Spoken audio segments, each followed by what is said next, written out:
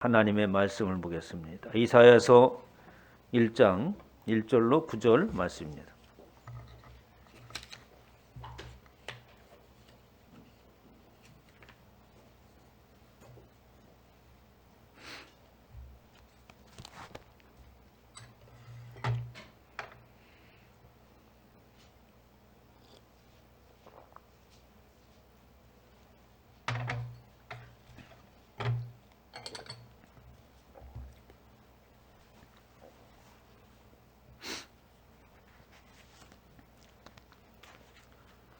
이사야서 1장 1절로 9절 말씀을 다 함께 합독합니다. 유다 왕 오시아와 요담과 아하스와 히스기야 시대에 아모스의 아들 이사야가 유다와 예루살렘에 관하여 본 계시라. 하늘이여 들으라, 땅이여 귀를 기울이라. 여호와께서 말씀하시기를 내가 자식을 양육하였거늘 그들이 나를 거역하였도다. 소는 그 임자를 알고 나귀는 그 주인의 구유를 알았건만은 이스라엘은 알지 못하였고 나의 백성은 깨닫지 못하는도다 하셨도다. 슬프다 범죄한 나라요, 허물진 백성이요, 행악의 종자요, 행위가 부패한 자식이로다. 그들이 여호와를 버리며 이스라엘의 거룩하신 이를 만홀히 여겨 멀리하고 물러갔도다. 너희가 어찌하여 매를 더 맞으려고 패역을 거듭하느냐. 온 머리는 병들었고 온 마음은 피곤하였으며 발바닥에서 머리까지 성한 곳이 없이 상한 것과 터진 것과 새로 맞은 흔적뿐이거늘 그것을 짜며 싸매며 기름으로 부드럽게 함을 받지 못하였도다. 너희의 땅은 황폐하였고 너희의 성읍들은 불에 탔고 너희의 토지는 너희의 목전에서 이방인에게 삼켜졌으며 이방인에게 파괴된 같이 황폐하였고 딸 시온은 포도원이며 후원의 망대같이 참외밭의 원두밭같이 에워싸인 성은같이 겨우 남았도다. 만군의 여호와께서 우리를 위하여 생존자를 조금 남겨두지 아니하였더라면 우리가 소돔 같고 고모라 같았으리로다. 아멘. 할렐루야. 이 시간에 하나님께서 저와 여러분에게 주시는 말씀은 이사야서 1장 1절로 9절 말씀으로 여호와의 목소리에 귀를 기울이자라는 제목으로 하나님의 말씀을 선포하도록 하겠습니다. 이제 2021년도가 됐네요. 2020년도에는 저는 굉장히 시간이 안 가는 것 같았어요. 이 코로나가 언제 끝나나 여기에만 집중하다 보니까 하루의 시간이 긴 것 같더라고요. 그런데 이 코로나가 또 이어져 가지고 언제 끝날지 모르니까 참 우리 기도를 더 해야겠다는 생각이 듭니다. 아직까지 기도가 부족한 것 같아요. 이런 참 어려운 형국 속에서 우리는 어떻게 이것을 극복하고 나가야 될까? 우리가 문제를 생기게 되고 또 어떤 내 환경이 스스로 헤쳐나갈 수 없는 그런 환경이 올 때에 누굴 찾습니까? 세상 사람들은 가까운 친한 친구의 조언을 들으려고 하고 또 스승의 조언을 들으려고 하고 이렇게 해서 뭔가 어떤 돌파구를 찾으려고 많은 사람의 이야기를 조언을 들으려고 합니다. 아무리 나 혼자서 방구석에서 끙끙 앓고 생각해봐도 방법이 없을 때 그렇게 그 문제를 해결하려고 사람의 소리를 들으려고 하죠.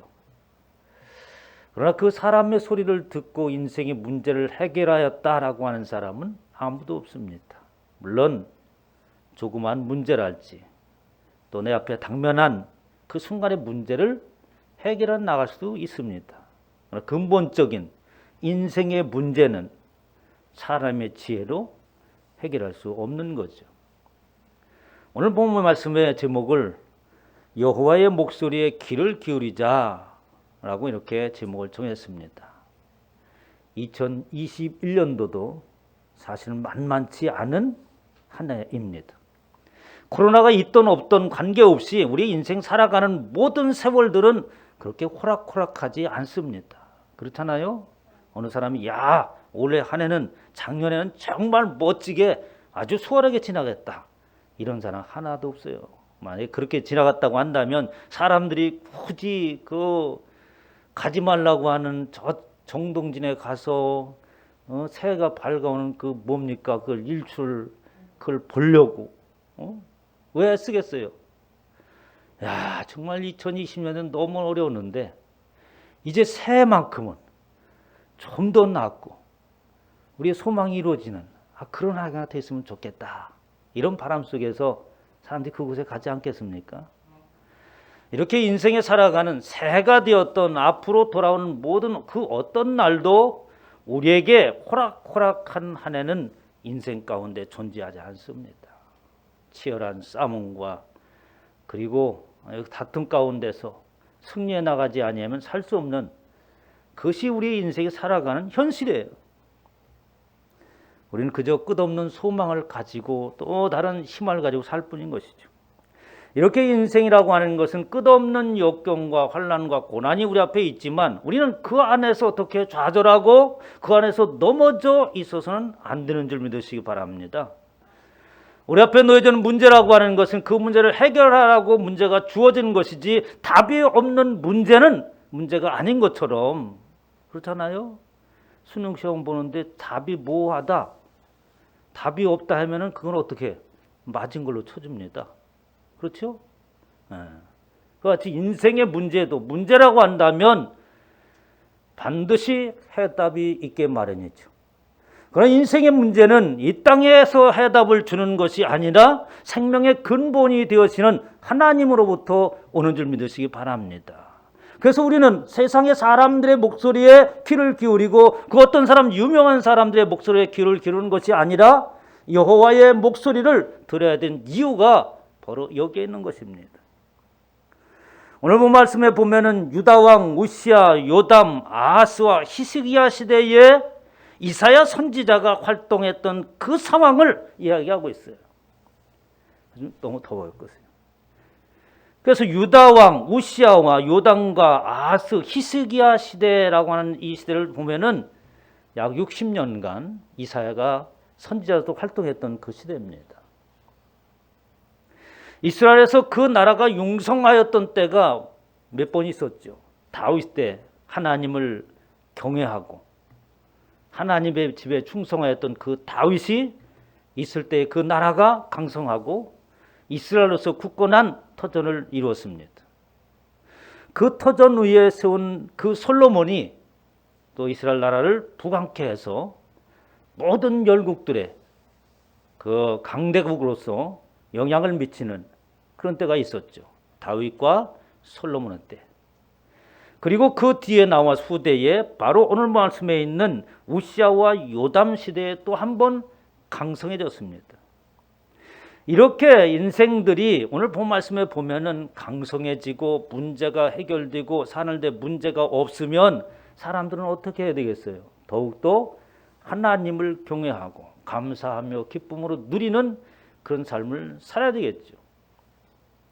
그래서 인생이 참 묘한 것이 뭐냐면 우리가 어려울 때는 간절하고 하나님을 찾고 기도하고 몸부림치다가도 그 문제가 해결되면 하나님을 잊어버리는데 문제가 있는 거죠. 우시야와 요담과 아하스, 히스기야 시대에 아모스의 아들 이사야가 유다와 예루살렘에 관하여 본 계시라라고 이렇게 말씀하고 있습니다. 하나님께서 보여주신 계시인 것이죠. 그 내용에 보면은 만약에 우시야와 요담과 아하스와 히스기야 왕 때에 이스라엘 백성들이 하나님을 경외하고 하나님 앞에 합당한 그러한 백성들로 살았다고 한다면 이사야가 굳이 큰 하나님의 계시를 받고 전할 이유도 없습니다. 그러면서 2절에 보면은 아주 그 시작하는 것이 장엄합니다.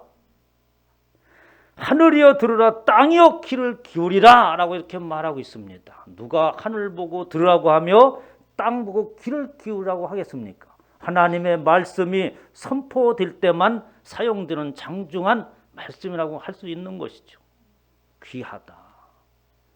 경각심을 가지고 듣지 아니하면 안 되는 것이다.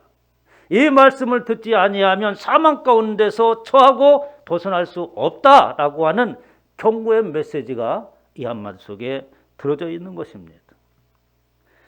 이렇게 이사야가 하나님의 말씀에 계시를 하였다고 이렇게 말하고 있는데, 아포칼립토라고 하는 이 계시라고 하는 것은 어떤 뜻을 가지고 있느냐면, 하늘로부터 신비하게 음성을 들려주고 환상을 들려주는 그것을 계시라고 하지 않습니다. 물론 선지자 시대 때는 하나님께서 어떻게 음성으로 환상으로 보여주셨죠. 그러나 그 뜻이 현대에 들어와서 신약에 와서 뭐냐, 아포칼립토라고 하는 것으로서 덮개를 벗기다, 열다라고 하는 뜻을 가지고 있습니다. 구약처럼 하나님이 환상을 보여주신다, 이것이 계시라고 했으면 좋겠는데, 신약에 와서는 덮개를 연다, 덮인 것을 열어 젖힌다, 이런 뜻을 가지고 있습니다. 그러면 그 계시는 구약에만 있고 오늘날에는 그런 계시가 없느냐? 아니죠. 오늘날에도 하나님의 계시는 여전히 임하는 줄 믿으시기 바랍니다. 그럼 하나님의 계시는 어떻게 임하겠어요? 바로 말씀을 여는 것에서 하나님의 계시가 임하는 거예요.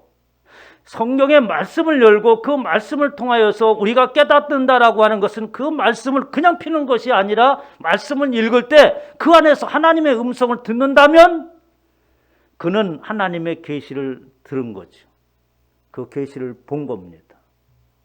그래서 똑같은 말씀을 가지고 어떤 사람은 계시를 받기도 하고 어떤 사람은 계시를 받지도 못하는 사람이 있어요.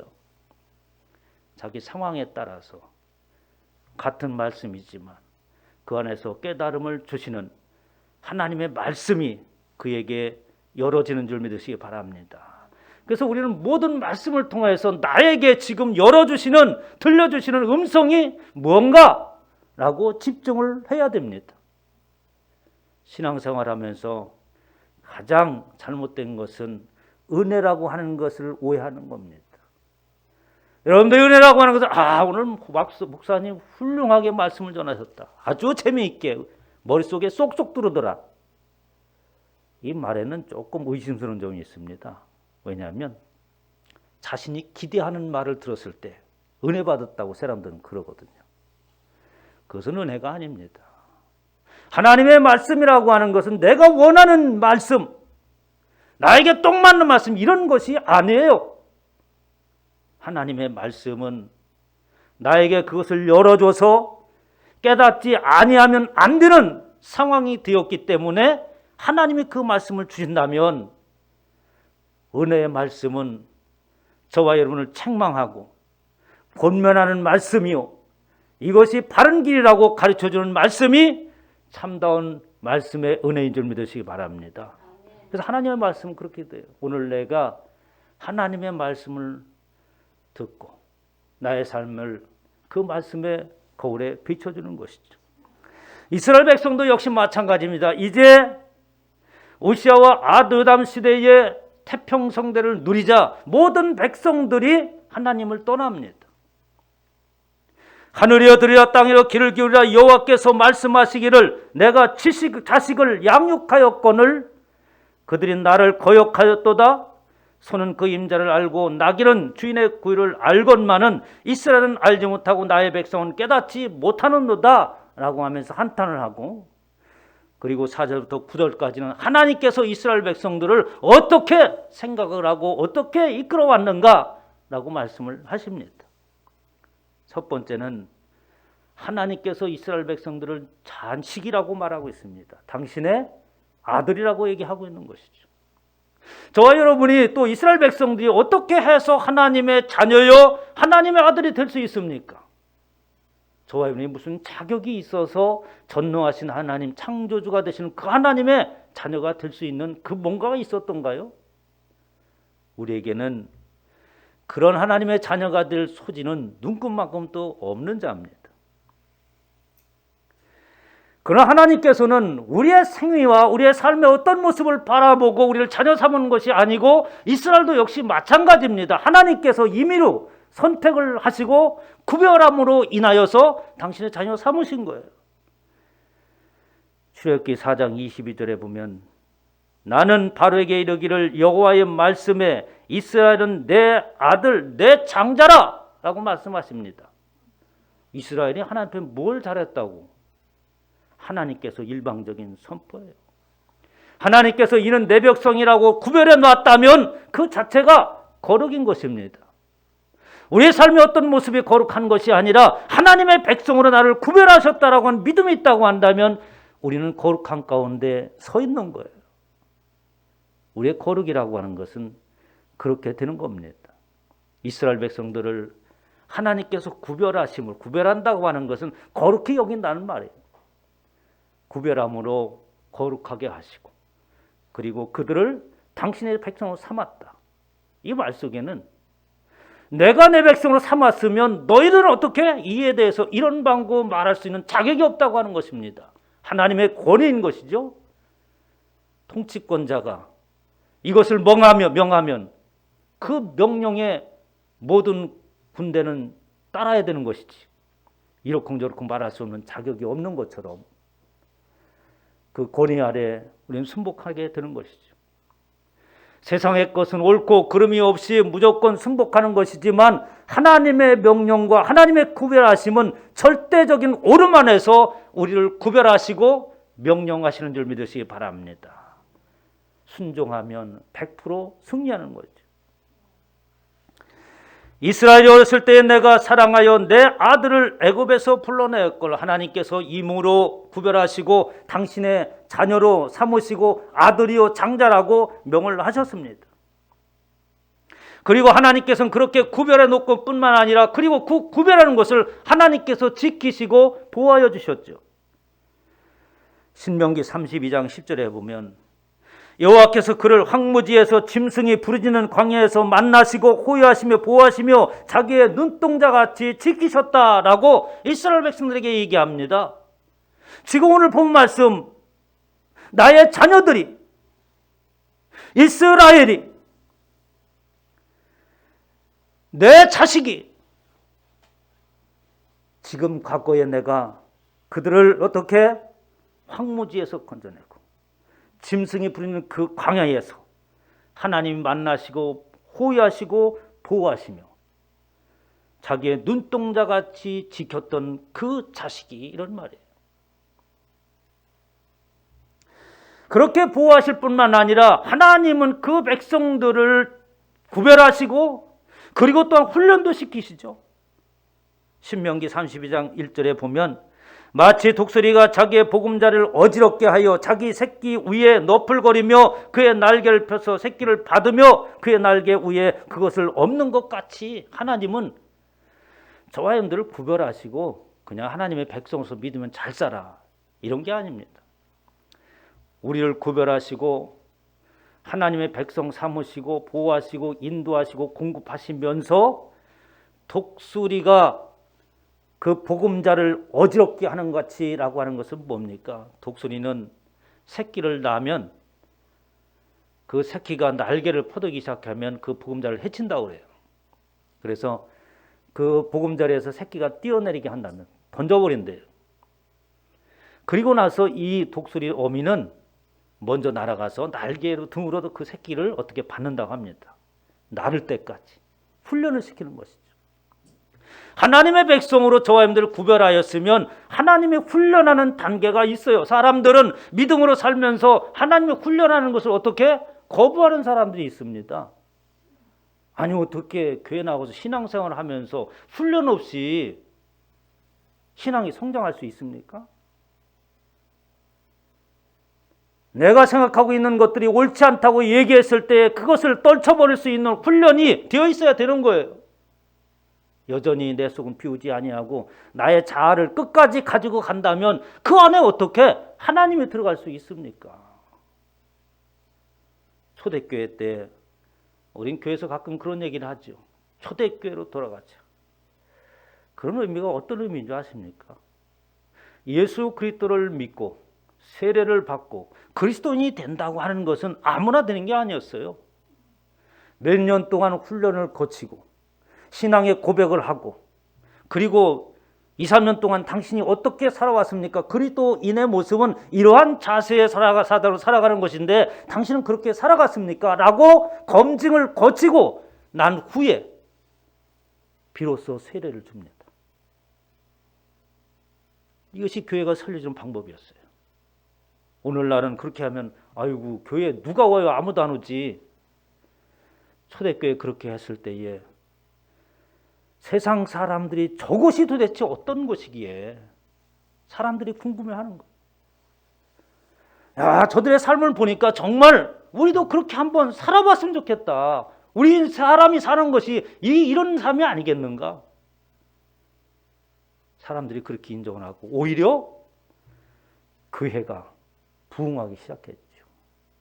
요소요소마다 주의 몸된 전이 세워지고 그리스도인이 되려고 2, 3년 동안 훈련받고 그래서 마침내 예수를 믿는 자로서 고백이 있는 겁니다. 그때서 비로소 성찬을 나눴어요. 초대교회는.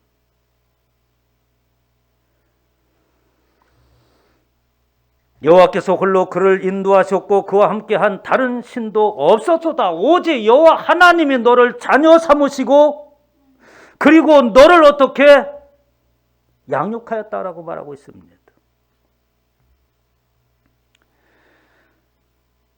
양육한다고 하는 것은 뭡니까? 어떻게 양육하는 거예요? 키우고 그리고 그를 향상시켜 나갑니다. 자녀를 그냥 키우는 것만 아니라 뭐 잘만 먹이면 잘 크나요? 자녀들은 어떻게? 그의 생각이 점점점 향상되어져 가는 것이죠. 그리고 그에게 바른 인격이 형성될 수 있도록 교육하는 것입니다. 그렇게 하나님께서 너희를 훈련하고 양육하고 자녀를 삼아서 그렇게 하였거늘 그런데 어째서 오늘날 그렇게 너에게 부유함과 넉넉함이 있자 하나님을 배반하고 떠날 수 있느냐? 한탄의 말씀을 하고 있는 것이죠. 우리의 신앙이 견고하지 못하면 저와 여러분도 동일하게 그렇게 변할 수밖에 없습니다. 시편 2편 7절에 보면 내가 영을 전하노라 여호와께서 내게 이르시되 너는 내 아들이라 오늘날 내가 너를 낳았도다. 그러면서 말씀하시기를 여호수아에 서서 여호수아에게 말하고 그리고 모세에게 말했던 그 말씀을 또다시 합니다. 내가 너와 함께 있을 것이며 내가 너희를 떠나지 아니하며 버리지 아니하리니 환난 날에 나를 부르라고 말씀하고 있습니다. 사실 우리 인생 살아갈 가운데 이보다 더 힘이 드는 말씀이 없죠. 그 누군가가 나를 내 곁에 있고 그리고 어떤 상황이 있을 때 내가 부르짖고 의지할 수 있는 대상이 있다고 한다면 마음이 든든하잖아요. 여호와 하나님이 그렇게 하시겠다고 양육하고 자녀를 삼았는데 라는 것입니다. 너희는 어떻게 해서 나를 거역하였느냐라고 말하고 있습니다. 거역했다고 하는 것은 뭐냐면 하나님을 거역했다. 그냥 거역한 말씀을 거역했다는 뜻보다도 어떻게 합니까? 도망쳤고 그리고 하나님과의 관계가 단절되어 버렸다라고 하는 것이죠. 시편 37편 38절에 보면 범죄자들은 함께 멸망하리니 악인의 멸은 끊어질 것이며 내가 과연 듣지도 못하였고 알지도 못하였으며 내 귀가 옛적부터 열리지 못하였나니 이는 내가 정녕 배신하여 못해서부터 내가 배역한 자라 라고 하면서 배역한 자, 범죄한 자들, 배반한 자들이라고 말하고 있으면서 오늘날 거역한다고 하는 단어를 쓰고 있습니다. 하나님 앞으로 도망쳤다고 하는 거예요. 그러므로 하나님 앞에 단절되고 등을 돌렸다고 하는 것입니다. 오늘날 하나님을 등진 사람들이 너무나도 많이 있죠. 예수 그리스도를 믿는 저와 여러분들도 과연 하나님을 등진 적은 없는지, 우리는 하나님을 등지는 것이 아니라 하나님을 향하여서 달려나가야 되는 것이죠. 그런데 사실은 우리의 삶의 모습을 보면 하나님의 뜻과는 무관한 삶을 살고 있는 것이 많습니다. 호세아서 11장 8절에 보면 에브라임이여 내가 어찌 너를 놓겠느냐 이스라엘은 내가 어찌 너를 버리겠느냐? 내가 어찌 너를 아마드같이 놓겠느냐? 어찌 너를 스보임같이 두겠느냐? 내 마음이 내 속에서 들어와서 너를 긍휼히 온전히 불붙은 하는구나 라고 하면서 하나님의 마음을 전해요. 내 마음에 이 긍휼함이 불붙듯 한다. 내가 어떻게 너 에브라임을 버릴 수 있겠냐? 요셉의 둘째 아들 이스라엘 12지파 중 한 지파 아닙니까? 이스라엘을, 에브라임은 바로 누구예요? 여로보암 왕을 낳은 그 족속 지파입니다. 그러니까 이스라엘 말은 북이스라엘을 하나님, 나 하나님이 다윗의 족통을 이어한 그 남유다도 하나님께서 버리지 않겠지만, 그러나 이스라엘 너도 버리지 않는다. 내가 어떻게 너를 버릴 수 있겠느냐? 아니면 그 말을 확장하면 이 땅에 있는 모든 인생을 두고 사람 누구를 두고 말할 수 있는 것이죠. 하나님께서 내가 어떻게 너희들을 버릴 수 있겠느냐? 전능하신 하나님이 친히 만드시고 그리고 그 후에 생기를 불어넣으셨던 그 최고의 걸작품을 하나님께서 스스로 망가뜨릴 수 있겠느냐? 그 말씀은 뭡니까? 하나님께서 만드시고 이것을 멸할 수밖에 없는 이 안타까운 심령을 말하는 거예요. 나의 긍휼이 불타듯 한다. 내가 저들을 긍휼히 여겨서 구원하기를 불타듯 하는 이 마음을 너희들이 어찌 알지 못하느냐라고 하면서 스보임같이 아마드같이 내가 그들을 그렇게 하겠느냐. 도시의 이름이에요. 소돔과 고모라 근처에 있는 도시입니다. 소돔과 고모라가 하나님의 진노를 받아서 멸망할 때 같이 멸망했던 그 도시를 일컬으면서 내가 어떻게 저렇게 또다시 할 수 있겠느냐. 제발 이스라엘 백성들이요, 정신을 차리다. 나의 그 긍휼하심이 불붙듯 하는도다라고 말하고 있습니다. 하나님의 말씀이 선포되어지는 것은 하나님의 불붙듯 하는 그 긍휼하심을 선포하는 것인 줄 믿으시기 바랍니다. 다른 말을 하는 게 아니에요. 하나님의 백성들이 멸망하지 않고 마침내 주님 품 안에 서기까지 우리를 향한 하나님의 마음이십니다. 그러면서 이스라엘에게 이렇게 합니다. 이스라엘은 나를 알지 못하였다. 결론 얘기하면 이스라엘은 나를 알지 못하였기 때문에 그렇다는 거예요. 이스라엘이 하나님을 몰랐습니까? 저들이 그 유대인들이 하나님의 율법을 지키는 것을 보면 대단해요, 정말. 진짜 저 사람들은 하나님이 있는 것을 경험한 사람들이 아니면 저렇게 율법을 지키려고 애를 쓰지 않는 거죠. 애쓰는 것을 볼 수 있죠. 유대인들이 어떻게 그들이 그 율법을 지키려고 몸부림치며 피 흘렸는가라고 하는 것을 유대 전상자에 보면은 알 수 있습니다. 그들에게는 나라가 없어요. 아니, 없는 게 아니라 있었던 거죠. 그럼 우리나라 비교해보면 그렇습니다. 우리나라 같은 경우는 어떻게, 나라를 빼앗겼으면 어떻게? 나라를 되찾는 것이 최고였어요. 그렇지 않습니까? 나라가 있어야 된다. 나라가 있어야 우리가 산다. 이거였습니다. 그럼 이스라엘 백성은 뭐 하겠어요? 나라를 뺏겼는데. 그들의 생각은 다릅니다. 당신들이 로마가 우리의 이스라엘을 점령하고 그 모든 것을 당신의 주권이 가지고 있다 할지라도 우리에게는 이것만큼은 있어야 됩니다. 뭔지 아세요? 하나님 앞에 제사 드리는 것.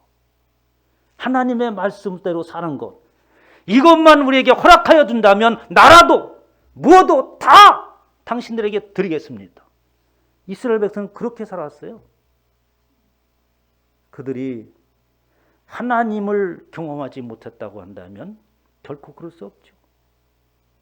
오늘날 근데 하나님이 통탄하면서 말하기를 나를 알지 못했다고 하는 것입니다. 그렇게 하나님을 실제적인 하나님이요 우리의 삶 가운데 인식되어지는 그 하나님으로 알지 못했다고 하는 거예요. 지식으로 말하는 것이 아니라 두려움과 떨림 속에서 사시기를 주님의 축원합니다. 하나님을 생각하면 두려움과 떨림이 있어요. 하나님을 생각하면 감동에 또한 떨림이 있어야 됩니다. 하나님을 생각하면 전율이 흐르는 감사가 내 안에 있어야 돼요. 응? 그런 것이 없으면 우리의 신앙은 넘어질 수밖에 없습니다. 이사야 선지자가 이렇게 합니다. 4절에 보면 슬프다 범죄한 나라요. 허물진 백성이요 행악의 종자요 행위가 부패한 자석이로다. 이사야가 이 말을 전할 때 어떻게 전하겠어요? 눈물을 흘리면서 전했지 않겠어요? 슬프다. 우리가 어떻게 이렇게 되었느냐? 어찌하여 매를 맞으려고 패역을 거듭하느냐? 여호와께서 우리를 위하여 생존자를 조금 남겨두지 아니하셨더라면 우리가 소돔같이 고모라같이 되었으리라. 여러분, 하나님의 긍휼하심이 없었더라면 저와 여러분들이 존재할 수 있겠어요? 하나님 왜 나를 이렇게 살게 했어요? 이게 아닙니다, 여러분. 저와 여러분 이미 어떻게? 이 세상에서 사라졌어야 될 존재예요. 그런데 남겨주신 것입니다. 하나님의 긍휼하심이 없었더라면 소돔과 고모라같이 모두가 다 멸망당할 수밖에 없었으나 우리가 지금 존재하고 있는 것은 하나님의 긍휼하심 때문이다. 저와 여러분들이 이러한 자세로 살아간다고 한다면 하나님의 음성을 듣는 자요. 2021년도 한 해가 승리하는 한 해가 될 줄 믿습니다.